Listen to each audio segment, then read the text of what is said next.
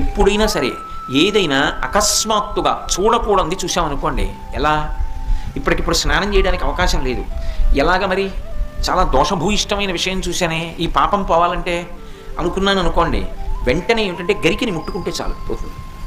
తీవ్రమైనటువంటి పీడకలు వచ్చిందనుకోండి, ఆ పీడకల పరిహారం అవ్వాలనుకోండి ఏ అభిషేకమో చేయించుకోవాలి. శక్తి లేదనుకోండి, మీరు అన్ని పూజలు చేయించుకున్నట్టే.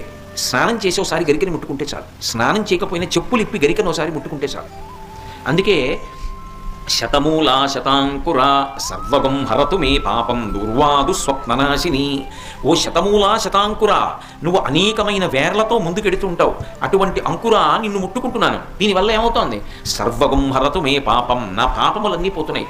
దుస్వప్ననాశిని, దుస్వప్నములు పీడకల యొక్క ఫలితము పోతోంది. అటువంటి గరిక విఘ్నేశ్వరుడి పాదముల మీద వేసి తీసి కళ్ళకద్దుకుని తల మీద పెట్టుకున్నారనుకోండి, విఘ్నములన్నింటినీ కూడా తీసేస్తారు.